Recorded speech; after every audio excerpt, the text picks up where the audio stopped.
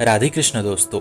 श्री स्वामी हरिदास जी कह रहे हैं, काहू को बस नाही संस्कृति मूल सूल प्रति नाना सकल शोकदायक अभिमाना ताते करे कृपा निधि दूरी क्योंकि सेवक पर ममता अति भूरी। अर्थात भजन से जो अभिमान वृत्तियां में आती है, जो अहम की भावनाएं जागृत होती है, तब भगवत कृपा से ही इस अहम पे विजय प्राप्त किया जा सकता है।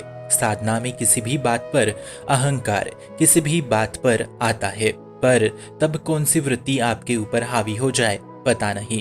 हरिदास जी कहते हैं, जब अहंकार वृत्तियां में आ जाता है तब वो जन्म जन्मांतर में हमें फिसलाता जाता है, क्योंकि संस्कृति आवागमन का मूल यही है।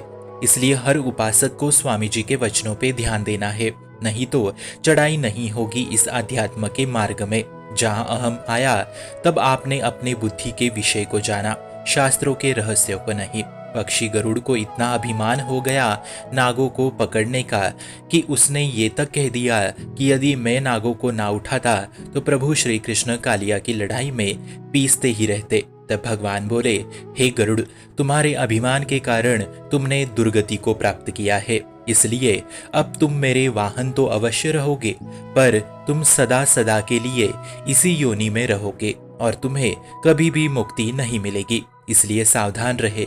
जो निरंतर नाम जप में रहता है वो तुरंत पकड़ लेता है कि ये देखो हृदय में वृत्तियां आ रही है, तब वो तुरंत प्रभु को पुकार लगाता है और फिर एक क्षण में वो वृत्तियां नष्ट हो जाती है। पर यदि आप भक्त चरण रस पे नहीं हो तो आप तुरंत अहंकार के नशे में आ जाएंगे, जिससे परमार्थ के मार्ग में पर्दा पड़ जाएगा। आपको सुनने से लगता होगा कि ये बहुत बोरिंग है, पर मित्रों ये बहुत सूक्ष्म विषय है, इसलिए अहंकार से बहुत सावधान रहिए।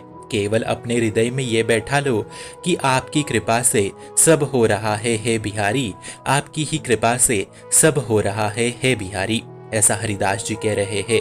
आज जो भी हमें मिला, नाम धाम जप सेवा, वो सब कृपा के बल से ही मिला, ये मान के बैठना है। आगे वे कहते हैं, मैं की भावना यानी मैंने ऐसा किया, मैं ऐसा करूंगा, ये भावना गलती से भी नहीं लानी है।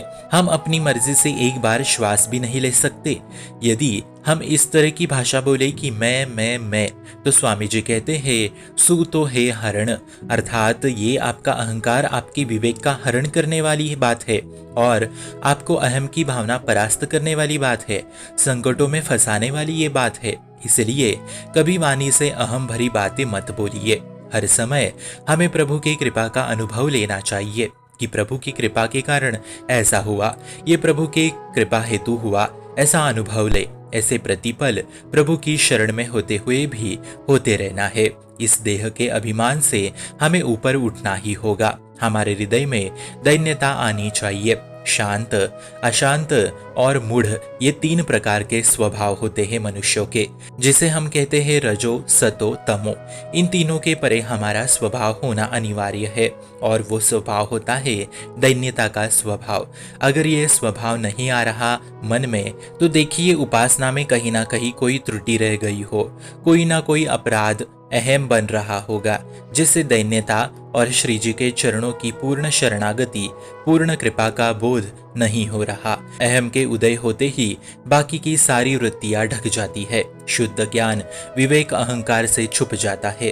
अंत में हरिदास जी कह रहे हैं, आपके ज्ञान का हरण करने वाला, आपके आनंद का अपहरण करने वाला ये वचन होगा, जो अहम भरा होगा कि मैंने ऐसा किया, मैं ऐसा करूंगा, मैं की भावना। इसलिए सावधान रहे और अहंकार आते ही प्रभु को पुकार लगाए। शुभम भवतु कल्याणमोस्तु।